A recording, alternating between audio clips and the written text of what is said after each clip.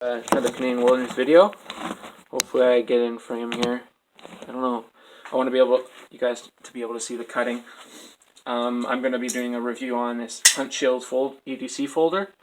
First thing to note, out of the box, well, there's a couple. You can do tip up or tip down carry. Right now I just have it in tip down carry. There's a nice little piece of wood here with some, I think it's a pine piece of wood. It's on there pretty tight. It's nice, and the aluminum scales, not the greatest. It's got some wood pattern on the back here. Yeah, it's pretty heavy knife. I'll try and get the specs for that in the description. But it flips open nice.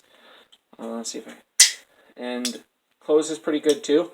But the liner lock here, I have only had it for a day since yesterday, and the liner lock over goes way too far. I don't know what that's called, but it goes too far to the, well, to your guys' right, and basically it gets stuck really easy. Like, you need a pair of pliers kind of to get it out. But it probably won't happen because for the video, but it's just if you're like cutting, then it gets kind of stuck. So I don't know if that's I think that's probably like a problem for every single one of them, but if you can get it for $10, that's a pretty decent price. It came with a burr on the blade right around here that I just knocked off with a strop. But I'll show you guys a little bit of cutting, and cutting some rubber and some birch. Here's some birch first. I'll just carve a little bit of birch. This is some pretty hard birch, and it's cutting grip pretty good. Not doing feather sticks per se, just seeing how it slices kind of through this stuff. Actually, should go on here. Yeah, it's a little bit skippy, you know. It's just a regular hollow grind and everything. Standard Chinese made knife. 440 A steel. So it's not the greatest steel for holding an edge. Yeah, if it was 440C, that would be quite a bit better. But I guess they don't want to spend the extra money on it. This is Canadian Tire Huntshield brand. And yeah, it's having a little bit of trouble with this birch because it's quite hard. You're not going to necessarily be carving on birch, but I'll show you guys some pine just for reference how hard the birch actually is. You're not necessarily going to be carving that deep into stuff, but I found hollow grind or any kind of like grind that's not a Scandi is not the greatest for feather sticks, but I can't seem to get any good feathers with this knife. It's just a pocket, but it's a bigger, like, it's like branded as a hunt knife, right? Huntshield. It's supposed to be for the hunters and all that stuff, but that's kind of a load of crap. Anyway, let's see. After all this, I'll show you guys a paper test. This is after a day of use, after only stropping it because of the... One second. Uh-oh. Because of the burr that it came with. So, I think you guys can see this. If not, I'm cutting a rubber bike inner tube. Mostly on the belly there. That's where the burr was, but... It slices pretty good for a cheaper knife. You can't get too many big pocket knives like this for for $10 or whatever when it's on sale. I would definitely try, if you guys are going to buy this knife, I'd definitely buy it on sale. They go on sale quite often. Let's see. Yeah, you need a couple wiggles. Almost. I got that one in one. It's not too bad. It's a decent sharpness. It can keep sharpness pretty good. Let me see. I'm just going to see if I can cut some of this stuff.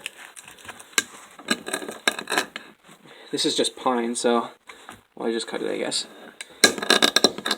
I don't want to be too hard on this blade. It's just a cheaper pocket knife, but well, anyway, this is a short showing of it. I would definitely recommend this knife. Depends on your uses. As an EDC, it's kind of heavy, but